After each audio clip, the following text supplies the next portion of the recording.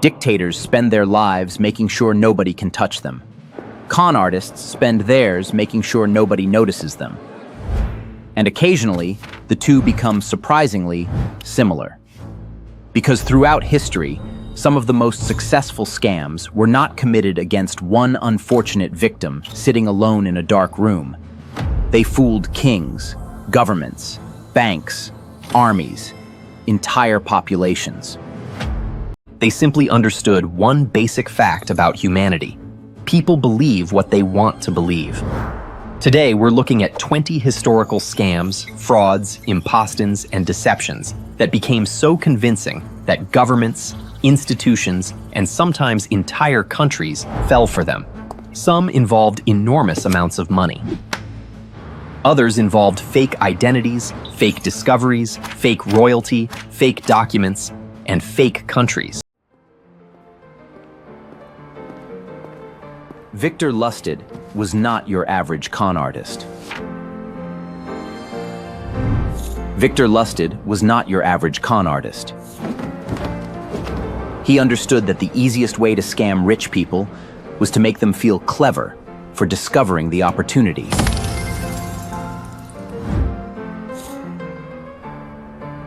Then he selected André Popon as his target. So Lustig did something extremely useful in fraud. He made his victim feel important, nervous, and convinced that the deal was almost legitimate. Posey was not simply buying metal. He believed he was being offered access to an exclusive opportunity that other people could not get. That created pressure, because once someone believes an opportunity is exclusive, hesitation starts feeling more dangerous than paying. And when Posey finally handed over the money, the scam no longer depended on persuasion. The victim had already convinced himself. Lustig had turned greed, status, and fear of missing out into tools, and Posey had done most of the convincing himself. And that was the real trick. Diamonds, however, created one of America's strangest financial scams. In 1872, two men arrived in San Francisco carrying a remarkable collection of rough diamonds. Secret Diamond Hope's Ocean. They claimed the stones came from a secret diamond field somewhere in the American West. The stones were real, and that was the clever part. The diamonds were real. The diamonds nain. The mine was not.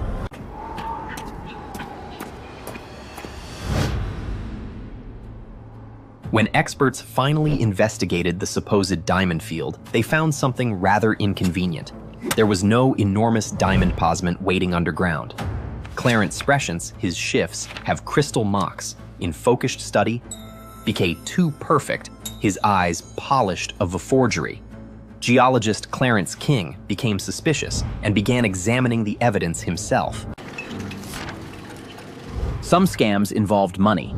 Others involved something even more valuable, scientific prestige. In 1912, a strange skull was supposedly discovered in England. The discovery appeared to provide exactly what scientists had been searching for, a missing link between humans and apes. And the idea was irresistible. Scientists, newspapers, museums, and the public all wanted the discovery to be genuine. But there was a problem. The fossil was not what it appeared to be. The skull looked ancient. The jaw looked primitive. And together, they seemed to tell scientists exactly what they wanted to hear. But decades later, better scientific testing revealed something very embarrassing. The skull was ancient, but the jaw belonged to an orangutan, and the teeth had been deliberately modified. Nix. The scam was so misagreed. And sometimes, the scam was so absurd that the only thing making it believable was confidence. He offered wealthy investors something extraordinary, the chance to make money from land that was supposedly worth a fortune. In Made Out Imagined and Tenorias, there is nutties only of jays and allet ways and dangle cowers. One of the strangest financial bubbles in history began with a promise that sounded almost too good to be true. Verix inconglerent as rise, its current inconvinced that sounded almost too good to be true. John Long was a gambler, economist, and financiers enormous genius who believed he could transform the French economy. His company controlled enormous claims in the French territories of North America, and investors became convinced that immense wealth was waiting there. Soon, people were selling houses, businesses, and possessions just to buy a piece of the dream. And that was the problem. The dream was growing much faster than the wealth behind it. But eventually, reality caught up with the fantasy. When investors started asking for their money back, the system could not keep up. The bubble burst, and fortunes that had looked enormous only weeks earlier began disappearing. John Law eventually fled France.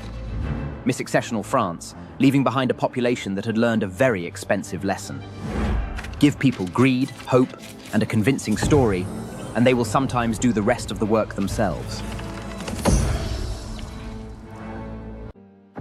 In 1835, New York was suddenly given an extraordinary reason to look toward the moon. A series of newspaper stories claimed that astronomers had discovered an entire civilization living there. Readers were told about forests, oceans, strange animals, and even intelligent creatures walking across the lunar surface. The story spread rapidly because newspapers had discovered something almost as powerful as science. People love extraordinary news. The problem was that the spectacular discovery was completely fictional. The moon story was exposed. But by then, the newspapers had already made their money. The real product was never the moon.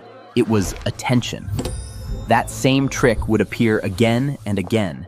Make something look complicated, and people assume it must be valuable. Sometimes the deception was not about what something was, but about what people believed it could do. Throughout history, impressive appearances have often been the cheapest part of the scam.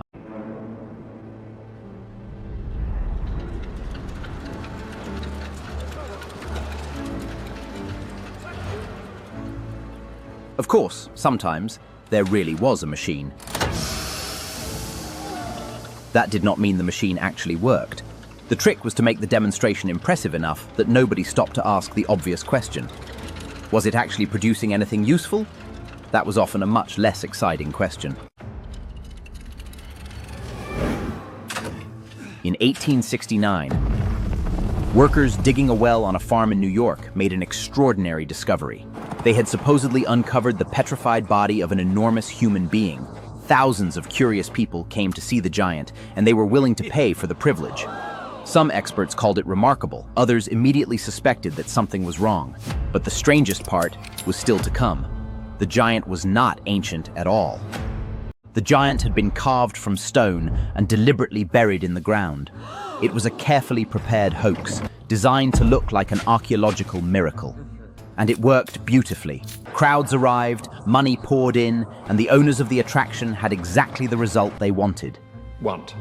Eventually, the truth came out, and the giant was exposed as a modern creation rather than an ancient discovery. The trick worked because people desperately wanted the impossible to be real.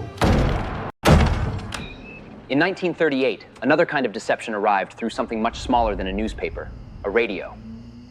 A dramatic radio program presented a fictional alien invasion in the style of breaking news. Some listeners believed what they were hearing, and rumors of an actual invasion spread through parts of the country. The performers were sitting safely inside a studio while some listeners were treating the fiction as reality. The story was fictional, single view expands, but the reaction was very real. Once people learned how powerful a convincing demonstration could be, the laboratory became another perfect stage for deception. Followed builds. The formula looked scientific, the equipment looked expensive, and the results looked impossible. And that was often enough. Give an audience something complicated enough, and skepticism can become surprisingly inconvenient. But eventually, somebody usually looked behind the machine. In-machine's hum dies. And once the trick was visible, the miracle became just another piece of machinery. In the 18th centuries, Europe became fascinated by a machine that supposedly knew how to play chess. The machine appeared to think, calculate, and defeat human opponents without any help. It toured Europe for years, defeating powerful players and convincing audiences that artificial intelligence had somehow arrived centuries early. But the machine had a secret. It was not thinking at all. A human chess player was hidden inside the cabinet, doing the thinking while the machine took the credit. The charge became one of the most famous examples of military orders going terribly wrong. The original instructions were unclear, and the men on the ground had little idea what the commanders actually intended. Instead of stopping to question the order, the cavalry moved forward into an increasingly dangerous position. Within minutes, they were trapped in a position that offered almost no safe way forward.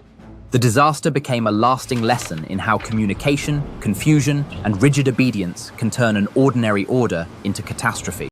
Military history has no shortage of moments when complicated plans collapsed because nobody stopped to question the obvious. Orders traveled from commanders to officers, from officers to messengers, and eventually to men who had to act on incomplete information. With every step, the original plan became a little less clear. And when nobody has the complete picture, even disciplined armies can end up moving with perfect confidence in completely different directions. Sometimes, however, the greatest historical disasters begin long before the battle itself. In 1912, one of the most famous ships ever built was crossing the North Atlantic with enormous confidence. The ship was enormous, luxurious, and widely regarded as a triumph of modern engineering, but the crew was operating in dangerous waters where ice had already become a serious concern. But the enormous dark shape of the ice gradually emerges from the glue, its form becoming more defined and menacing.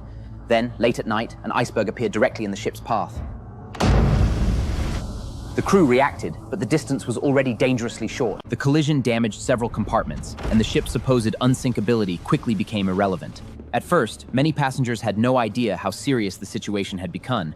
The crew began evacuation procedures, but the ship carried more people than the loosing lifeboats could accommodate. The result was one of the most famous maritime disasters in history, exposing how confidence in technology can become dangerous when preparation does not match reality. And the same dangerous confidence would appear again, this time on land, where machines were changing the world faster than people could understand the risks. Technology was changing the world at incredible speed, but the people operating those machines were often learning the dangers at exactly the same speed. Factories became faster, larger, and more powerful, while safety procedures were still primitive and sometimes almost inconsistent. When something went wrong, there was often no sophisticated system waiting to stop the machine, warn everyone, and explain exactly what had happened. One mistake could therefore become a chain reaction, because every machine, worker, and decision was connected to everything around it. And once machines began connecting factories, cities, railways, and entire economies, a small mistake could suddenly become a very large historical problem.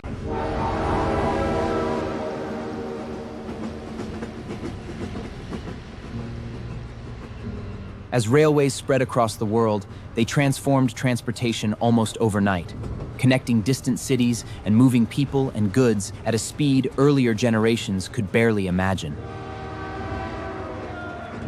But speed created a new problem. The faster everything moved, the less time people had to correct a mistake once something went wrong. As the industrial world expanded, governments faced a new problem.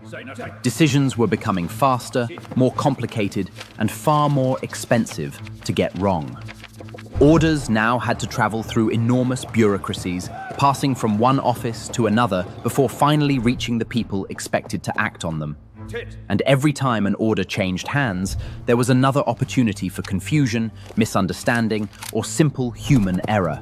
When ships began connecting distant continents, trade expanded rapidly, bringing enormous wealth to some people and enormous opportunities for deception to others. A valuable cargo could cross an ocean before anyone on the other side had a reliable way to verify exactly what they were buying. That made distance itself part of the trick, because by the time a buyer discovered the deception, the seller could already be hundreds of miles away. By then, the evidence was obvious, but the person responsible was already disappearing over the horizon. And as global trade grew, the same basic problem became bigger. The farther information had to travel, the easier it became to hide the truth. European ports became enormous marketplaces, where information, money, and goods were constantly changing hands.